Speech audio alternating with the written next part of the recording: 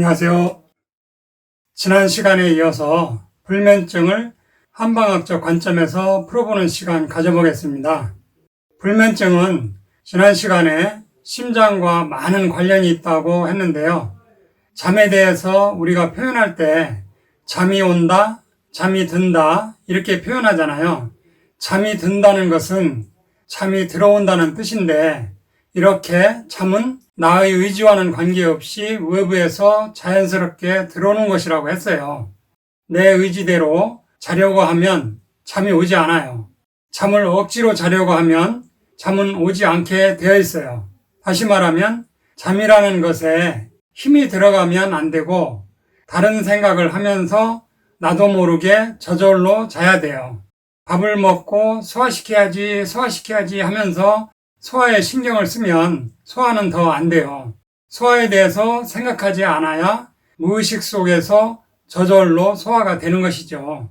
이렇게 잠이나 소화 같은 것은 자율신경의 저절로 이루어지는 것이라 의식하지 않은 상태에서 자연스러운 환경에서 잘 작동하도록 되어 있어요.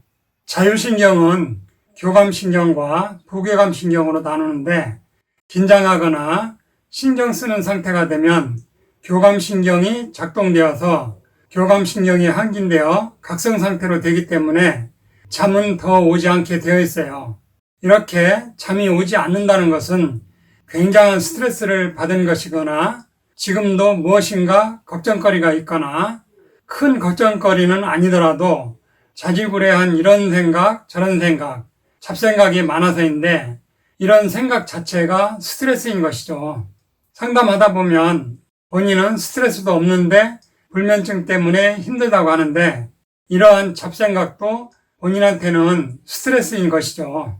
생각이 많으면 뇌에서 계속 에너지를 과소비하게 되고 스트레스를 지속적으로 받으면 내부 장기가 뜨거워지고 스트레스로 오장육부가 뜨거워지고 뜨거운 것이 더 지속되면 장부에 염증이 생긴다라고 동양의학적 관점에서는 그렇게 해석해요. 스트레스를 받으면 체온이 상승하고 장부에 염증이 생기는 것으로 보고 있는데 옛날 사람들은 과학이 발달하기 이전에 호르몬도 모르던 시절에 이런 식으로 해석했는데 오늘날 이론과 비교해보면 거의 다 맞아들어요. 현대의학에서는 과로나 스트레스를 받으면 부신피질에서 코티솔 호르몬이 지속적으로 분비되고 이 호르몬은 인체를 항진시키는 것으로 알려져 있어요. 최근까지 연구에 의해서 밝혀진 내용을 보면 인체는 하루를 주기로 변화하는 신체 리듬을 결정하는 생체 시계가 발달되어 있다고 합니다. 사람에게는 낮과 밤의 변화에 적응하면서 발달한 시계 유전자가 있다는 것이 밝혀졌는데요. 클락, 타임리스, PER 같은 시계 유전자가 소뇌, 중뇌, 시상하부 같은 뇌 조직뿐만 아니라 심장, 폐, 지방, 혈관, 콩팥 같은 장기에 존재하고 햇빛이나 어두운 밤에 사이클에 맞춰서 낮에는 멜라토닌 합성을 억제하고 밤에는 멜라토닌을 합성해서 수면 사이클에 들어가도록 하는 시계 유전자가 있는 것으로 밝혀졌어요.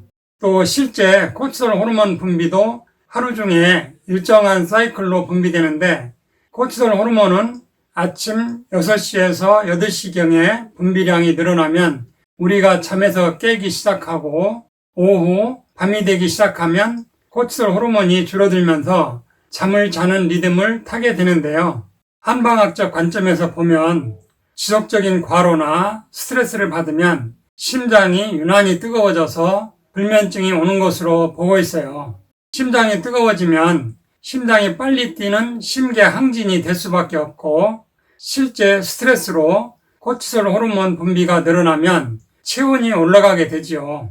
낮보다는 밤에 심장 박동이 낮아져야 하고 체온이 약간 떨어져야 잠이 잘 오게 되어 있죠. 여러분들 밤에 자려고 하는데 도둑이 현관문을 따는 것 같은 소리가 들리면 어떠세요? 갑자기 심장 박동이 빨라지고 모든 신경이 긴장 상태로 되고 머리털이 설 정도로 온몸이 초긴장 상태로 되는데 잠이 오나요? 이처럼 심장이 두근거리고 심장이 뜨거워지면 불면증이 될 수밖에 없어요. 심장에서 심은 마음 심자를 쓰는데요.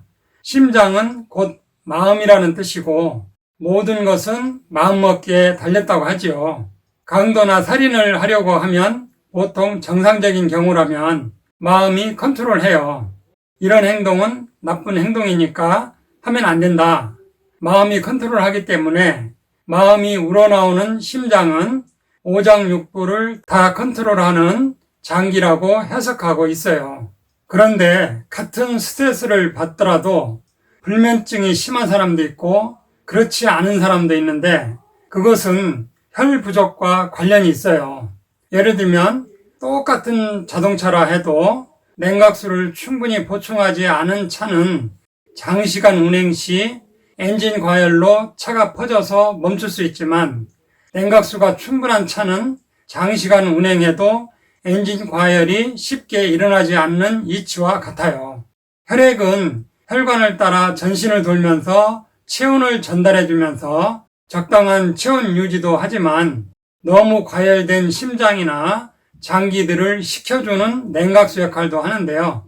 같은 스트레스를 받더라도 사람마다 혈이 부족한지 충분한지에 따라 심장이나 장기가 쉽게 뜨거워져서 심장의 열로 불면증이 오는 사람도 있고 혈이 충분해서 심장이 쉽게 뜨거워지지 않는 사람도 있어요.